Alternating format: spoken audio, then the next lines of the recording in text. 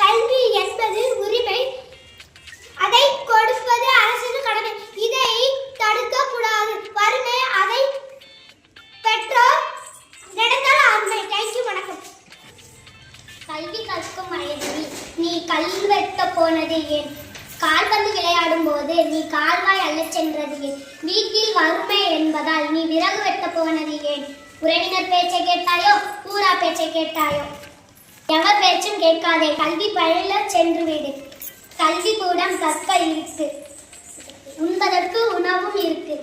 நீ பிறந்தது வீட்டிற்கு மகிழ்ச்சி, நீ வளர்ந்தது நாட்டிற்கு வளர்ச்சி. நீ செய்ய வேண்டியது முயற்சி, நீ அடைந்திடுவாய் பெரும் வளர்ச்சி. குழந்தைகள் தொழிலாரை ஒழிப்போம்.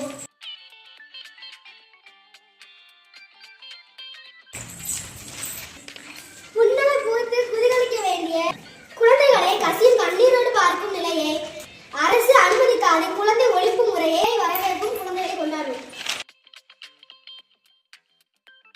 குட்டி கைகளில் கூலி கொடுப்பது, பறக்கும் பட்டாம்பூச்சிகள் பாரம் சுமப்பதா? தொழில்நுட்ப வளர்ச்சி பல கண்டாலும் குழந்தை தொழிலாளர் புரட்சி என்று